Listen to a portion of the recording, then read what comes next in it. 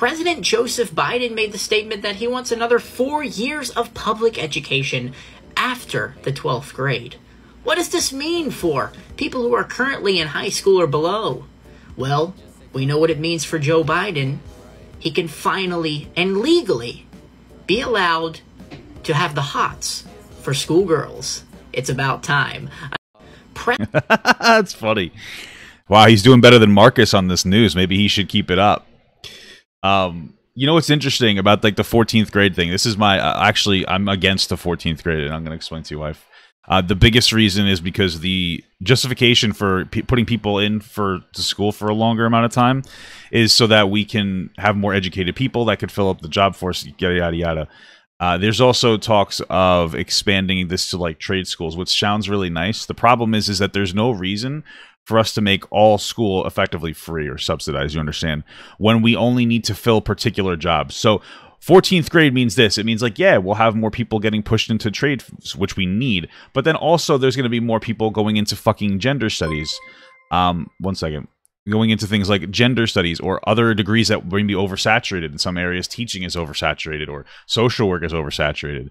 And so rather than subsidize these things, rather than make all college free with like rampant subsidies, which have caused schools to become more expensive, actually, because we have unregulated rampant subsidies from the government to these schools. What we should do is we should drive the cost of schools down by telling the schools, hey, if you don't reduce the biggest like increase or expenditure that we have, like inflated expenditure, is within administrative roles, right? And they don't really do a whole lot for the experience for teachers or students. Like your school has gone up drastically in price, but they haven't the quality has barely gone up. So you tell them if they don't reduce their costs and get their costs in line with like a particular standard, we're just not going to give them subsidies. They will reduce the cost of their schooling. This will make college more affordable. And then if you implement something like this is what we call conditional welfare, when we advocate for 2 more years of schooling to like a 14th grade. I am somebody who's more for like what I would call unconditional welfare, because those conditions generally have like a negative impact. For instance, like the welfare state has like had a drastic increase in single motherhood because you get more money if you're a single mother, so it incentivizes you to be a single mother. It has incentivized people to not work harder, because if you make over a certain amount of money, you'll lose your welfare. Perfectly reasonable and understandable that you would want to not make more money to maintain your welfare, but those conditions unfortunately create the condition or create the situation they're trying to prevent. And even people who are on permanent disability, especially those who lost their jobs in factories where they're just not in existence anymore, those people literally are afraid to go outside and exercise and be healthy or donate their time because they think that they'll lose their disability. And so what you would do is implement like a universal basic income. It would be an unconditional welfare that doesn't incentivize being lazy. And you allow people to choose what they want to do with that money. And if you want to go to school with that money, that's great. If you want to go to a trade school, that's great. If you want to go into the workforce and utilize that money for something else, that's great. If you want to use that money to open your own small business, that's great. We reduce conditional welfare and we implement an unconditional welfare, which is necessary considering jobs are being just driven away due to technology. And so you effectively tax that technology and you redistribute the wealth. It's not enough money for people to like live but like marginally on.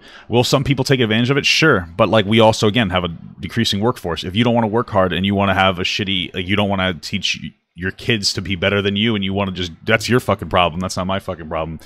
But it really comes down to this fundamental idea of this one thing, which I want to ask you guys or want you guys to understand. And it's the idea of like, would you rather have a $30,000 car or would you rather have $30,000? I doubt that any of you would want a $30,000 car. You'd rather have the raw cash to do whatever you wanted to do with it. That's the idea of UBI, allowing you to take control of your money and using it the way that you feel you need it. Some people might need it for healthcare. Some people might need it to buy a new car. Some people might need it to work on their car. Some people might want to just use it to go out once a week with their spouse. Some people might use it for babysitting. It's the idea of unconditional money rather than having the government like stick their hands in everything so that they could fuck it up, because the government fucks everything up. So yeah, love you, Curly, though. I've actually had a conversation with Curly's dad about this topic. Curly's dad didn't like it, but I love Curly and his dad's great. It was a lot of fun. We had a 3-hour. I never put it up, but it was a 3-hour long conversation. It was an enjoyable one. But yeah, Poggers UBI.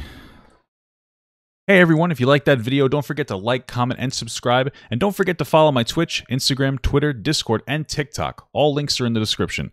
Also, check out my Patreon if you'd like to support me even more than you already do. Thank you so much, everyone. I love you all.